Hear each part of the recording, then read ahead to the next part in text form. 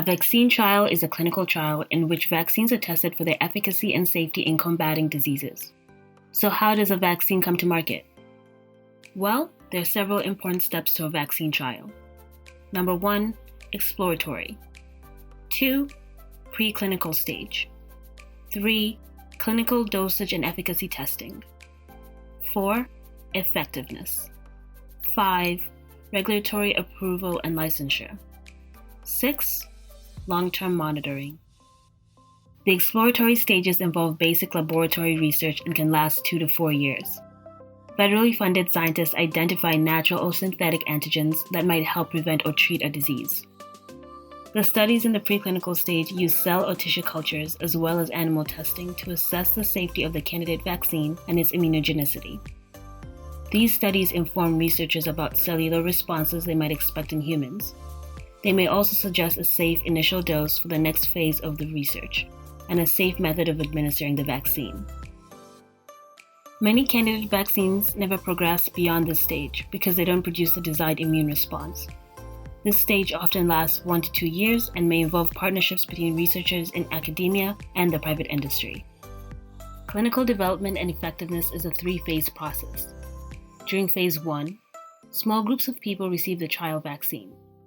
In phase 2, the clinical study is expanded and vaccines are given to people who have certain characteristics, such as age and physical health, similar to those for whom the new vaccine is intended.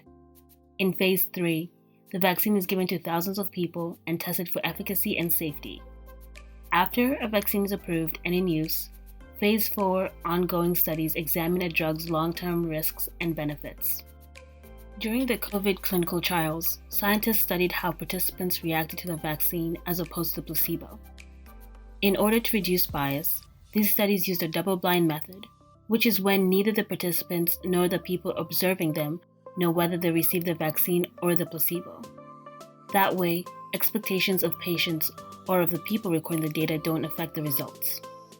These studies found that the Pfizer vaccine is 95% effective, and the Moderna vaccine is 94% effective. No cases of severe COVID were reported for participants who took the Moderna vaccine in the initial trial, as opposed to 30 cases in the placebo group. For Pfizer, the vaccine has proven to be very effective as 90% of severe cases were reported only in the placebo group. While participants had mild reactions to the COVID vaccine, such as fatigue or pain at the injection site, severe reactions were less common.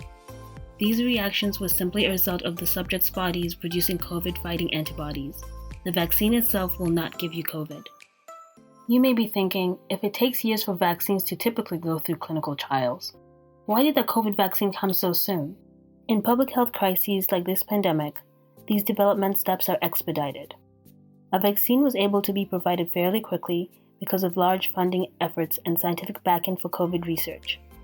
Scientists who have worked on SARS and MERS assisted with this.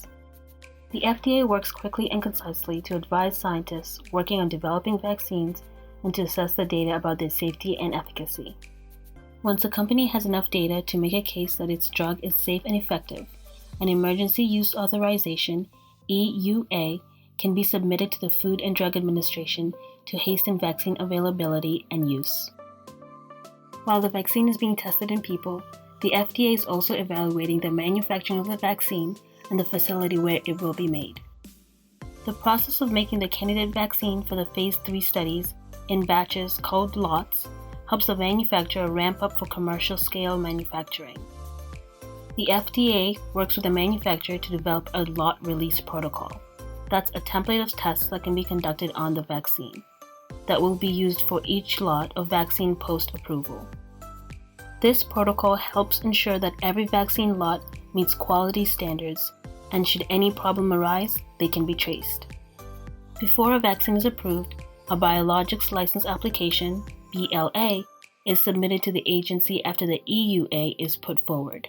It includes preclinical and clinical data and details about the manufacturing process. By submitting a BLA to the FDA, a company is seeking permission to distribute and market a vaccine for use in the United States. Making sure vaccines are safe doesn't end when they're approved. The CDC monitors vaccines after their approval as well. The Vaccine Adverse Event and Reporting System, VAERS, is a tool the CDC uses to detect possible signs of adverse events associated with vaccines. Anyone who suspects that a vaccine might have caused an adverse event may report to the VAERS, and the CDC can determine if those events are causative or merely coincidental.